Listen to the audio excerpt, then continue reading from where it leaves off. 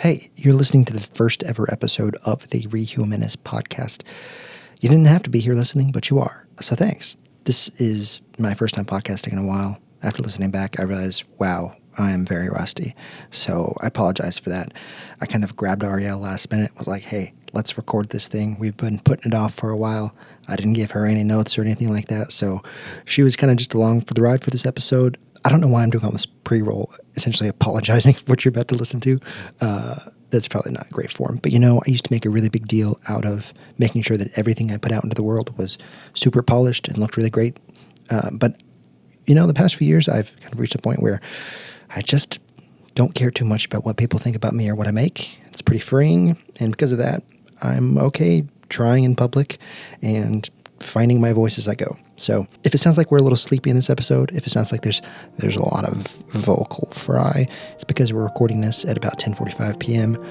Because when else are you going to record a podcast when you've got 3 kids? So without further ado, here's the episode. So this is the inaugural. I already messed up. 4 words into this podcast. Do you know how to say that word? Inaugural. There you go. Inaugural episode of the Rehumanist podcast, which is also like the 4th podcast that we've done. We're serial podcasters? Serial podcasters. By serial, I don't mean that we podcast about cereal, like the food. We also did not work on the award-winning podcast series Serial, which won a lot of awards. But yes, we've started and pod-faded like 3 times now. Pod-faded, is that a word? It's an industry term for where you start a podcast and you're really excited about it and you do 4 episodes and then nobody ever hears from you again. Right? We've done more than 4 episodes. So on this episode of the Rehumanist podcast, we're going to start out by talking about who we are, why we're podcasting. Oh, there's a cat just came through the cat door. Where we're podcasting from, by the way. The basement. Yes. So we'll do some introductions. And then talk a little bit about the expectations for this podcast and also just kind of the medium of podcasting in general and why I think it makes sense to do certain things this way. So, yes, introductions, perhaps. I'll start. My name's Logan. I'm a 33-year-old man. I'm coming to you live from my grandma's basement. Applause. Okay. I am Ariel Reynolds, and I am Logan Reynolds' wife. And we got married at 19, which I was 19. You were 21. I was 21. Well, but you were a homeschooled 21, which is like Excuse public me, school is sir. 18. Like, if we're being honest. Are you kidding me?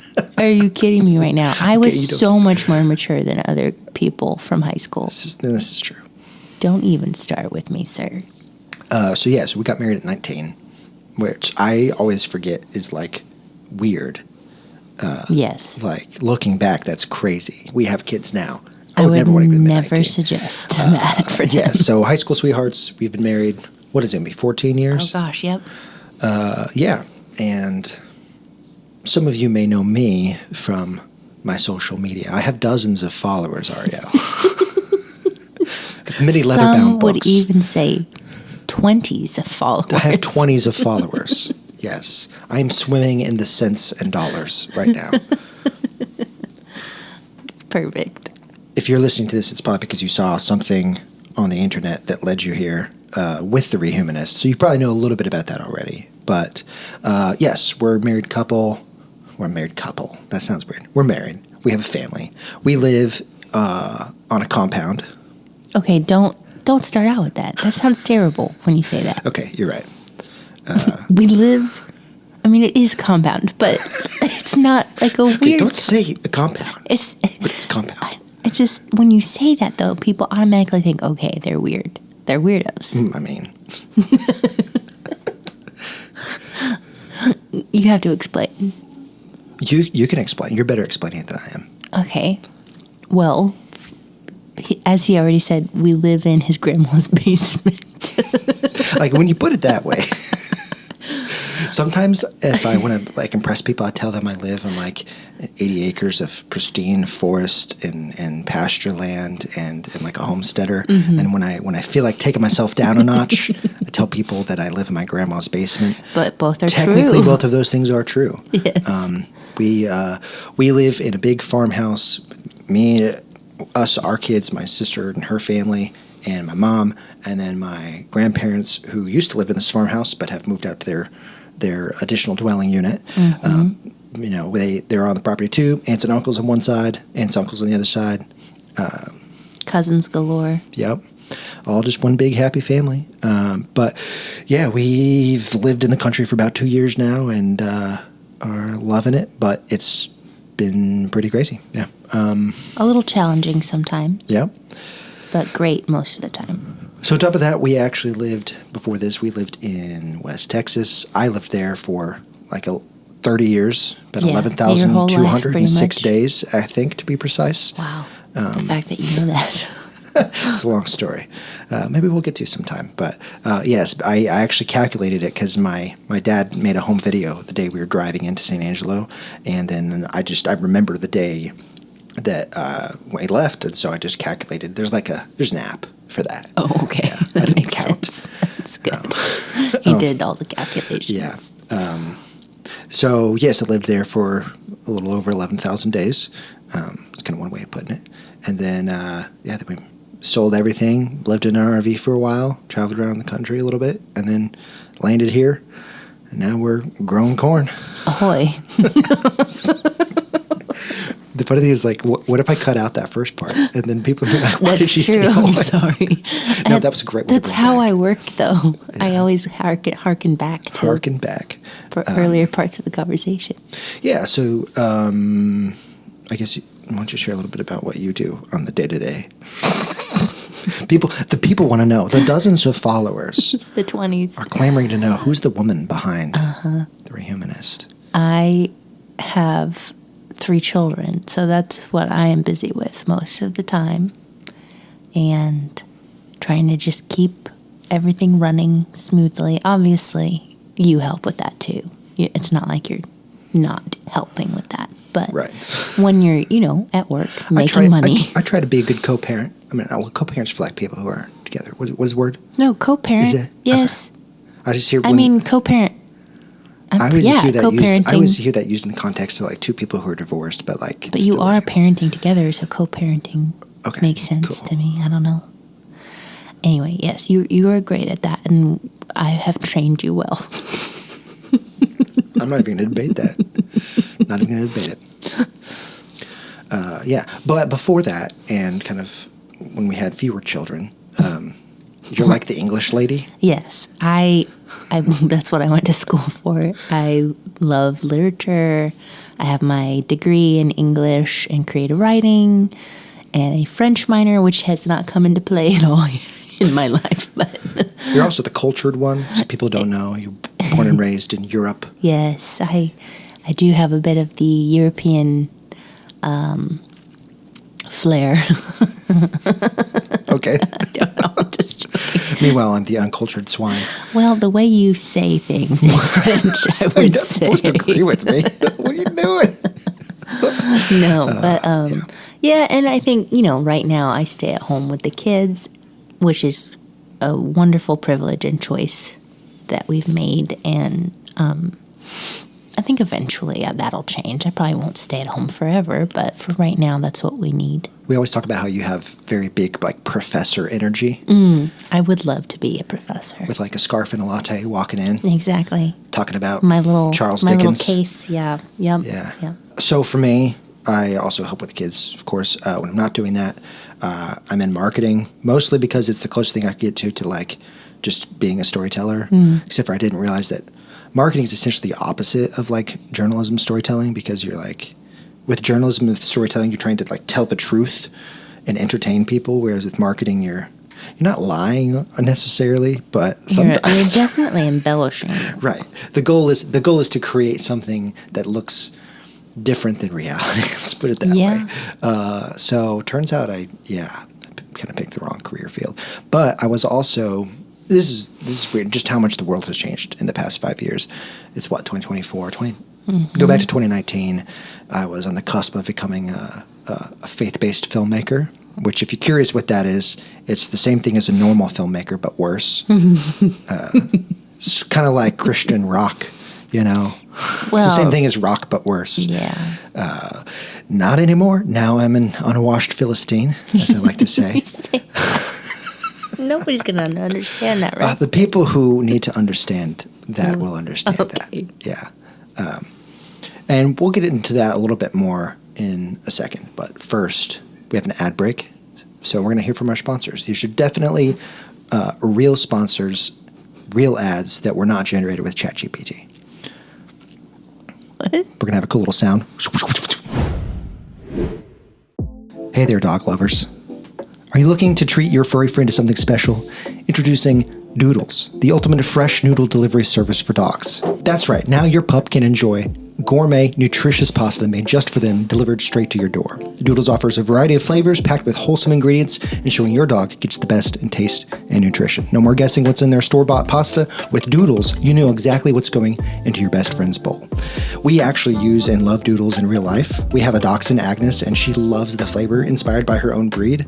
It's called Weenie Linguini, and it's it even comes shipped with a tiny little meatball to be put on top of the pasta, and she gobbles it right up. Just make that. And hey, I'm just reading the script, okay? It's amazing. Listen, I don't know anything about these sponsors. I just know that 5 minutes before we started recording, a producer dropped a script on my desk with a crisp $5 bill and said, "Read these ads." $5 bill. Okay. So she slurps it right up. It's great. The packaging is also really cute. It comes in, those little like kind of clearish blue poop bags. But instead of a steaming hot pile of poop, it's a steaming pile of nutritious noodles for your dog. Ordering is a breeze. Simply hop onto their website, pick your pup's favorite flavors, and they'll handle the rest. Whether it's chicken and carrot, beef and sweet potato, or a veggie medley, there's something to satisfy every dog's palate. Join the Doodles Pack today and watch your dog wag their tail in excitement for mealtime.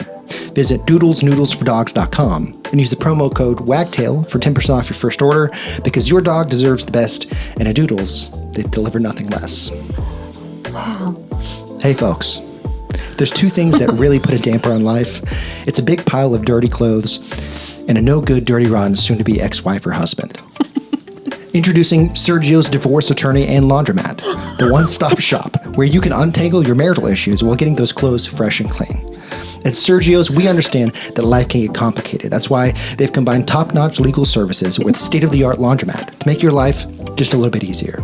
Picture this. While Sergio, their experienced divorce attorney, handles the legalities of your separation with care and expertise, you can take a load off, literally, by washing, drying, and folding your laundry in our clean and modern facilities. Just listen to what Lisa M. has to say about Sergio's. When I found myself in the middle of a tough divorce, I was overwhelmed with both the legal process and everyday chores piling up at home. Then I discovered Sergio's Divorce Attorney and Laundromat. What a lifesaver. From the moment I walked in, I felt supported. Sergio and his team handled my case with professionalism and compassion, guiding me through every step. Meanwhile, I could take care of my laundry in their clean and modern laundromat. It was such a relief to tackle both challenges at once. I can't recommend them enough. Visit Sergio's Divorce Attorney and Laundromat today, located downtown at address. We're open 7 days a week to accommodate your busy schedule. Mention this ad and get a free wash with your first consultation, because at Sergio's, we believe everyone deserves a fresh start in life and in laundry. Wow. And there's even more good news. Sergio's Divorce Attorney and Laundromat is now offering dentistry services. Yes, you heard that right. While you're sorting out your legal matters and taking care of your laundry, you can also get your dental checkup done by our experienced dentist named Sergio. From routine cleanings and fillings to more advanced dental care. Can we lose it? From routine cleanings and fillings to more advanced dental care, our on-site dentist provides top quality oral health services.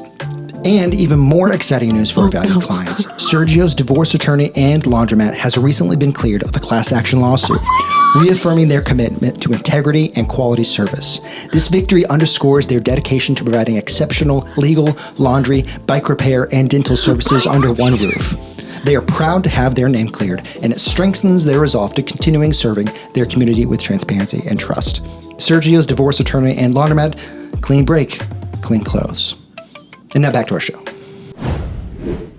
First is kind of, we'll talk a little bit about how I started the Rehumanist and like what it is and why, and then we'll talk a little bit about why creating a podcast about it. So I guess I'll start by saying like it's a little like embarrassing to do something, because there's always this point in time in between when you start something and it like becomes a real thing where you're doing it, but it's not really a thing yet. Right. But everyone's watching you try to make it a thing. Unless you don't tell anybody. Right.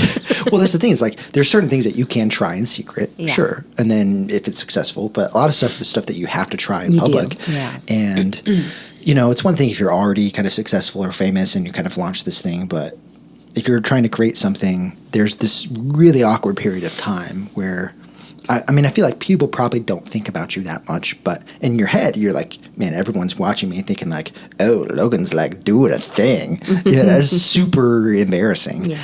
And a lot of, what would you call it, like imposter syndrome, I think. Right, yes. Which I feel like as millennials, we deal with imposter syndrome a lot. That's like a total millennial thing. I wonder why that is. I don't know. Huh. Yeah. But I know that a lot of our generation deals with that. Yeah.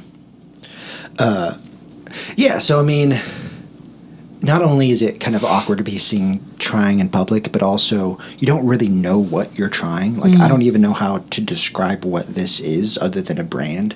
But a brand is maybe not the right word because usually a brand is trying to sell something. Right. I have nothing to sell with this. Yeah.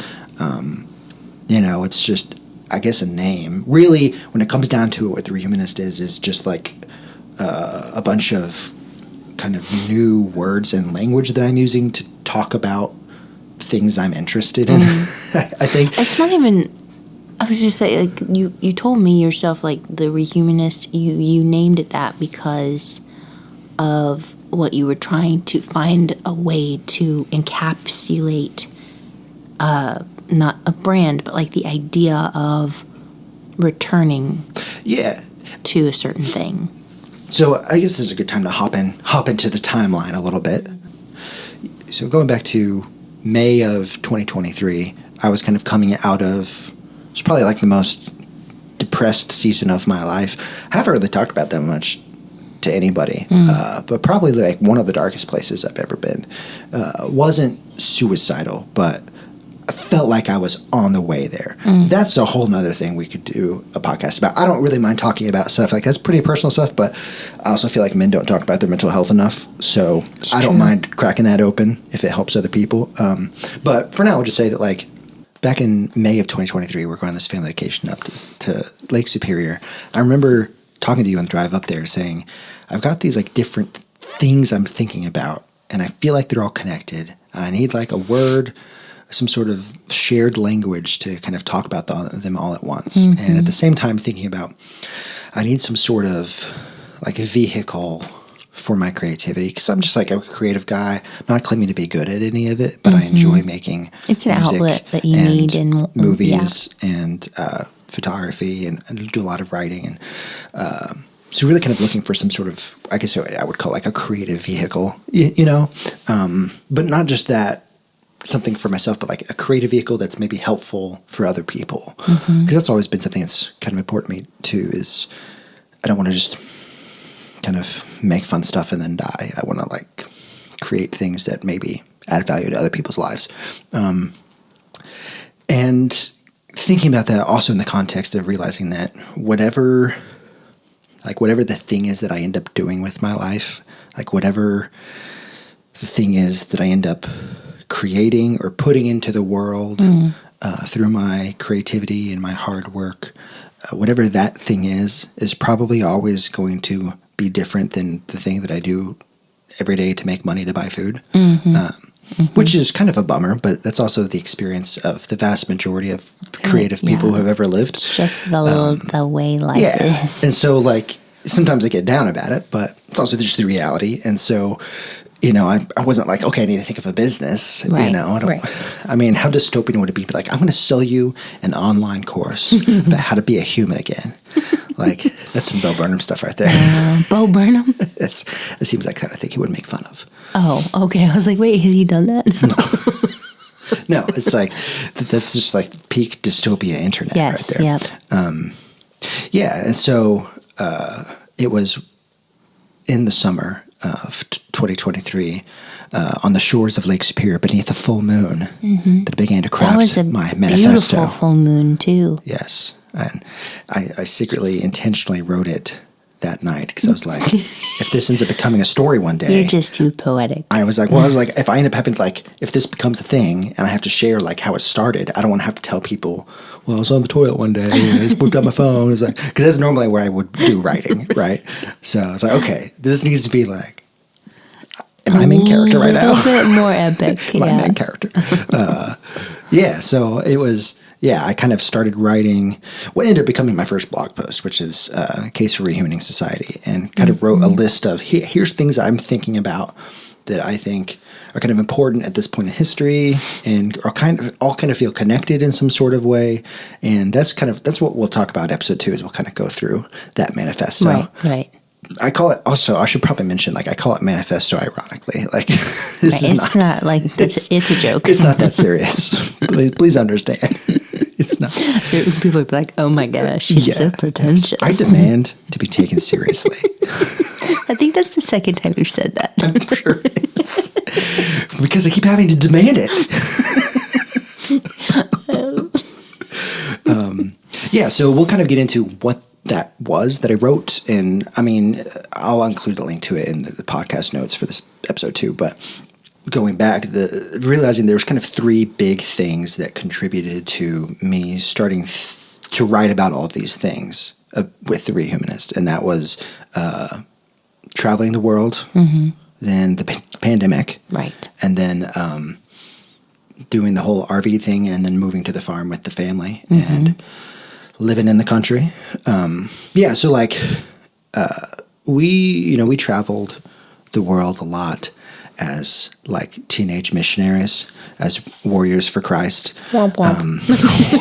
Whoa, okay, coming right out with it.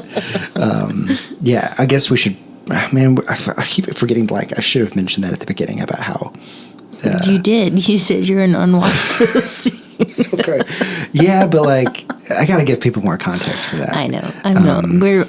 We're like putting a lot of humor on a very serious thing. So, but it's not funny at the end of the day. Now, is it? No, it's not. It's not. I mean, I guess I should also mention. Like I said, I was a faith-based filmmaker for a little bit, but on top of that, was also had a video production company that I ran. But then on top of that, also was a pastor, not a senior pastor, but a couple of different other types of pastor for a lot of my 20s. Which is like weird looking back at now because like, definitely not a pastor now. Yeah. But it's like, who was that person? Right, but that's the thing is like I kind of forget to like mention that sometimes. But it's hard for me to not talk. It's hard for me to talk about what I'm doing now without mentioning that because it is such a big part of what shaped me and who I am and how we are where we are now, how we came together and started dating. And so it's not something I necessarily think about a lot, but it is important to give context. So I guess the way I would describe it is now I would say is probably almost like a 6-year process, maybe starting in 2018. Even up to today I hate the word deconstruction because it's like deconstruction is so hot right now. I mean, I ragged on those people so hard in like 2019, 2020. I know. And then I became the very thing I swore to destroy. You swore to destroy. Yes, just like Anakin Skywalker. He was supposed to destroy the Sith, not join them. Yeah. I mean, so I'm sure we'll do an episode on that eventually. That's like a whole thing.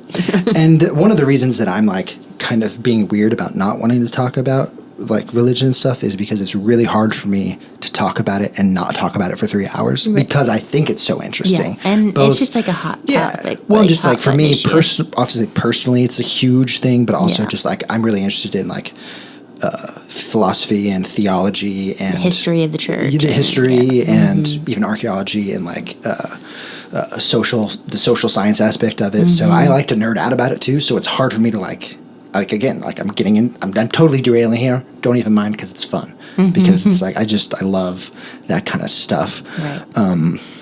Anyway, we were teenage missionaries. Yeah.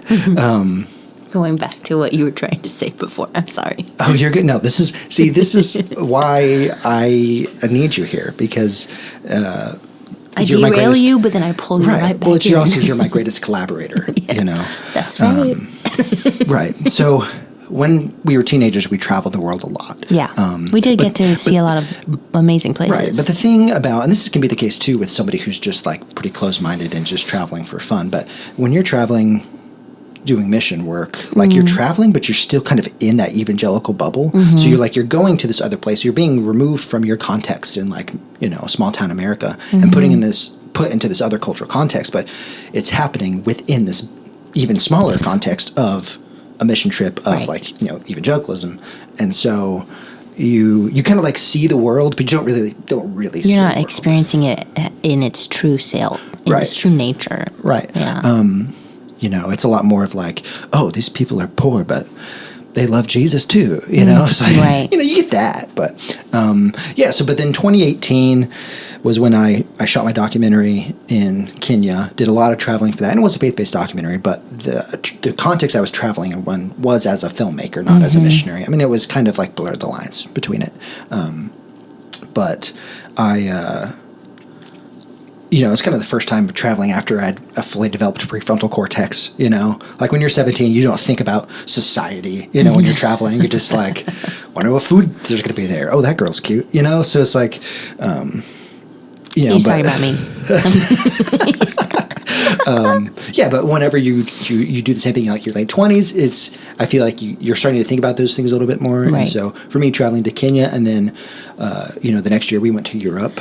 We traveled to the British Isles everywhere. And so for me, starting to think about like, oh, there are other ways of organizing society and doing things that are different than how we do it here, which is like, of course, I don't know. I feel like some people just reach that epiphany at 12.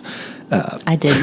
But I mean, again, I lived overseas. But I think there's a difference. So. There's a difference between knowing that and experiencing it. Exactly. So being immersed. Here's the thing: is you have to experience it, honestly, for your brain to like totally grasp it. And for me, it wasn't just traveling so much, but also like having these, because I was on like this 3-week shoot that was really in depth. A lot of crazy stuff happened. Totally immersed with the local Kenyans and some of the tribes of the Pokot and the Sabo and.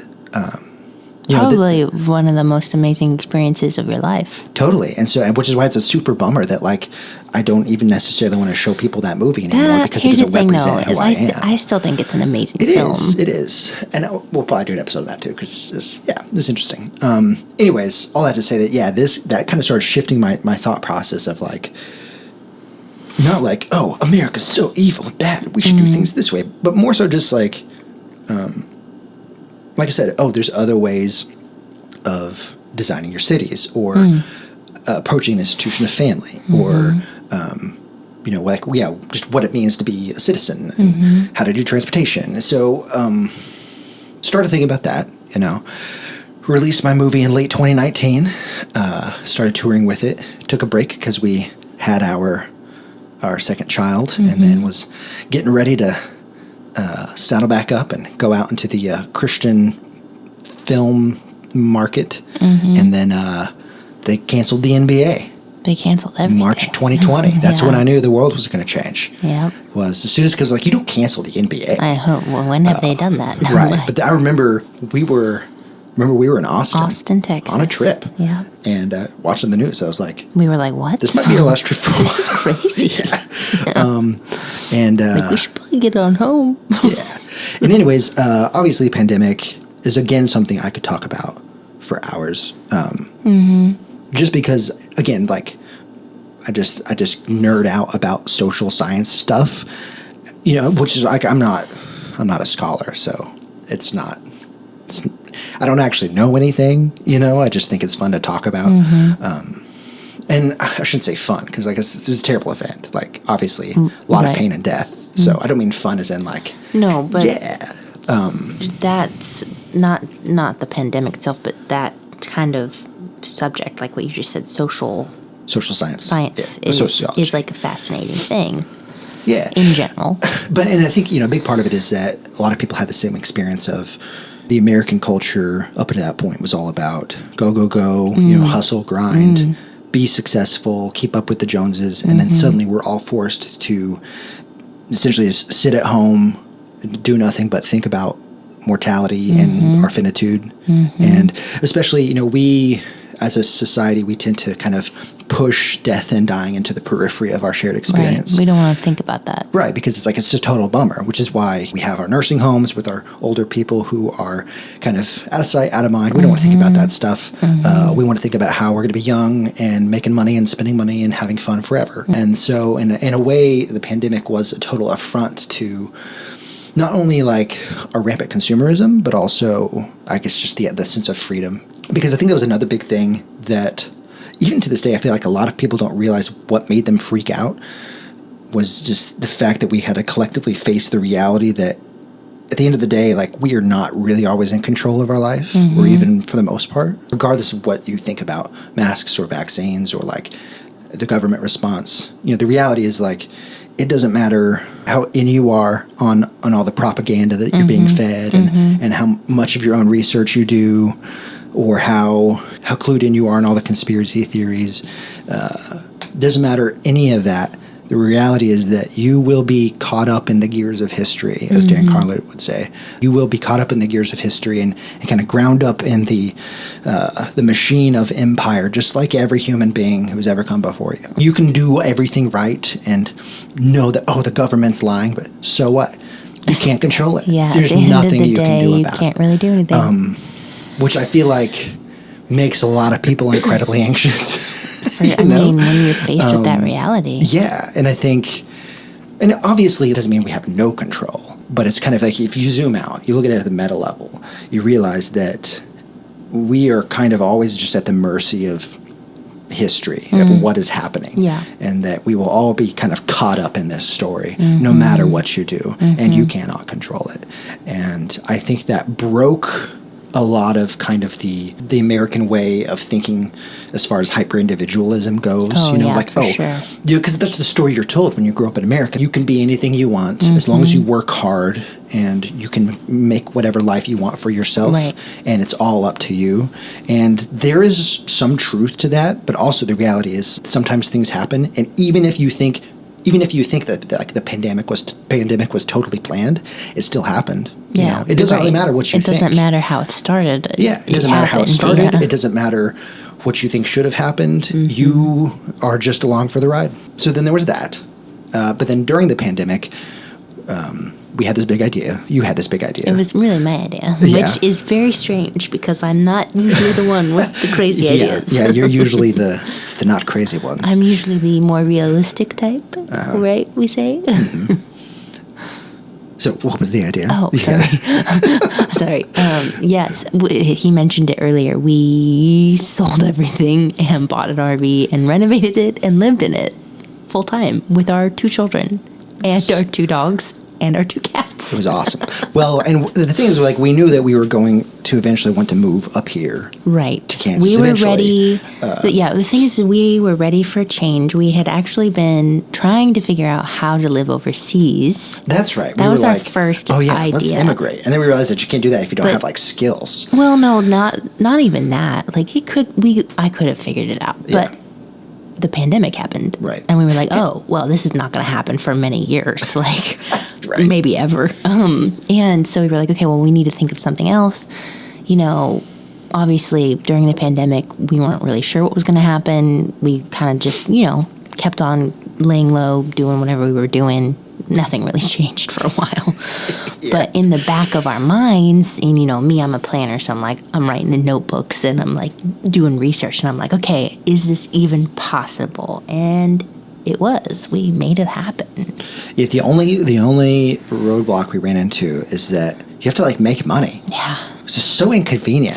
Like, that's the one thing that always trips me up in life. And you have to make money. And here's the thing: is like most people who have that lifestyle, I've realized one of them has a job in computer science or financing, but it's like somehow they were able to get the perfect job on the road where they could still make a lot of money. So I had my company, my video production company, and thought about like starting a branch or working remotely. I was like, I'll just sell my portion of the company, and sell our house. I'll just pick up one of those remote jobs on the road.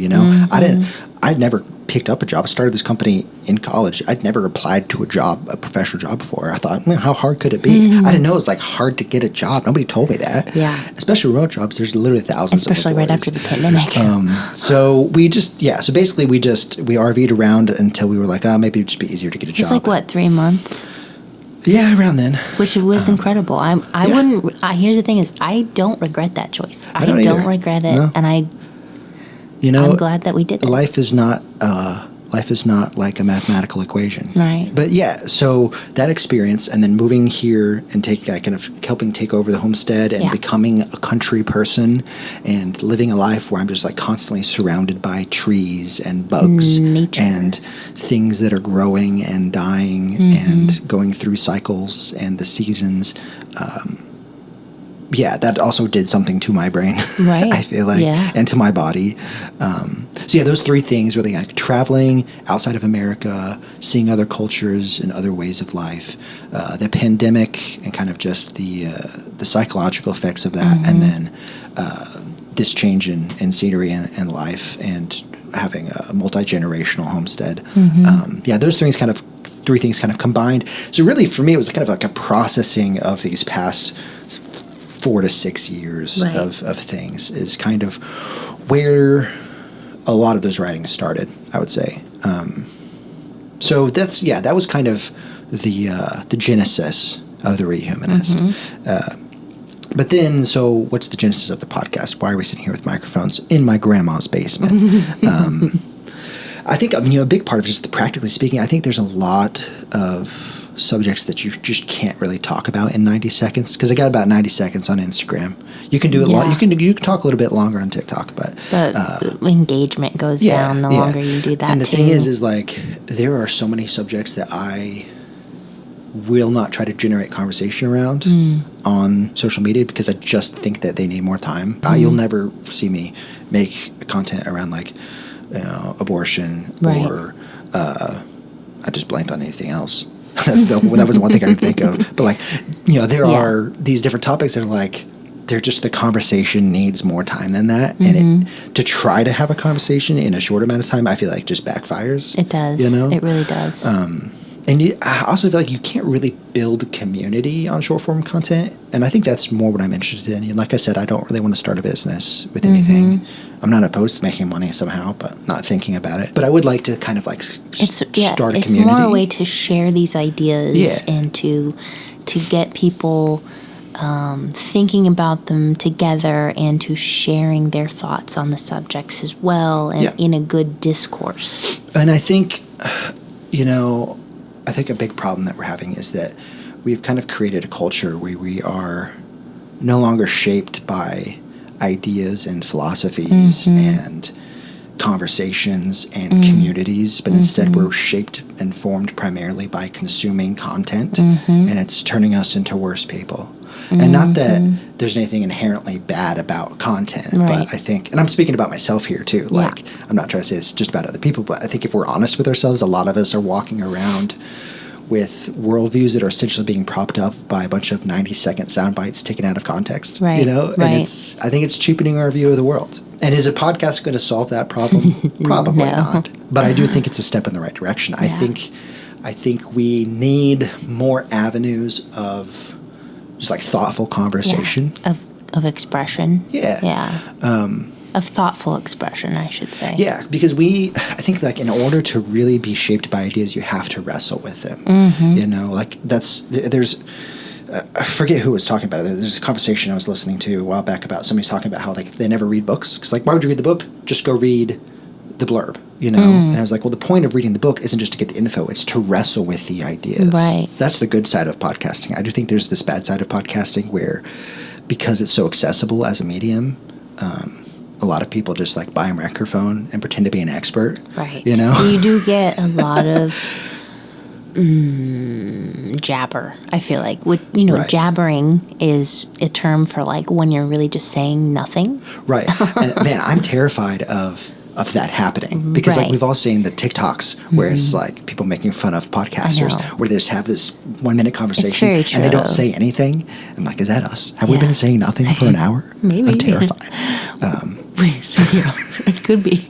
At least we're funny sometimes. But also, it's just like there's something inherently, in my opinion, kind of inherently narcissistic about starting a podcast, because unless you're already famous and people are like, hey, we want to hear things, you're essentially telling people, hey, what I have to say is important enough for you to listen. You know, which is something that's really hard for me, because I feel like I have to earn that. Right.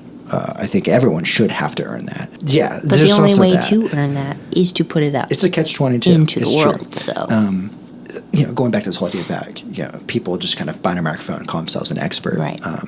Yeah, definitely don't want to do that. I feel completely unqualified to refer to myself as an expert about anything that I'm talking about. But then it's like, well, okay, so what's the point? You know, right. Like, what harkens back to what we were talking about is like entering into a discourse where we are talking and getting people to think about these ideas, and nobody has to be an expert on it. Right. But coming into it with a curiosity and right. Curiosity. You know, and a wanting to grasp these ideas, like you said, and to wrestle with them, and not just like talking because we can talk. Because we can talk. Yeah. I mean, the language I've kind of adopted to start talking about it is it's the difference between an expert and an artist. So like an expert is somebody whose job is to like lead you to a conclusion. Right. Their job is to produce data. You know, their job is to provide answers, whereas an artist's job is to ask questions. You know, an artist's job is a good distinction. Like an expert's job is to tell you the truth, whereas an artist's job is to like invite you into a story. And I do feel qualified to call myself an artist, not necessarily a good artist, but yeah, so that's more how I'm approaching this. I'm not an expert on any of the subjects that we'll be covering, right? But I do feel qualified to invite people into this story to help get them to ask questions. Right. So some of the questions, for instance, like, how has the modern world dehumanized me?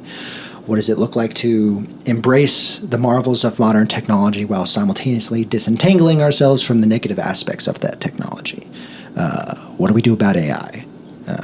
What does it mean to acknowledge that we don't just like interact with nature, but we are nature? Like we are part of the natural organic world, and yet we have abstracted ourselves out of it through our human progress. And what does it look like to return to that? You know, so yeah, this is the Rehumanist podcast, where we are asking questions that we may not have answers to. Right. But that's okay. Right. So we've been mentioning the Rehumanist and rehumaning a bunch, but I haven't actually talked about what it is. And that's a topic for the next episode. If you want to know. Do you have anything else to say before we sign off? I think we pretty much covered everything for now. For now. I'm going to have some new segments for us on the next episode, though. Some new sponsors? Some new sponsors, yes. I'm very excited about our new sponsors. So, yeah. Maybe I'll get to read one. A sponsor. Okay. Until then, if you need to get divorced and do your laundry, this is Sergio's divorce attorney and laundromat. Oh my gosh. And if you got a dog who enjoys noodles, doodlesandnoodlesfordogs.com. Doodles and noodles. All right, that's it. Sign out. Bye.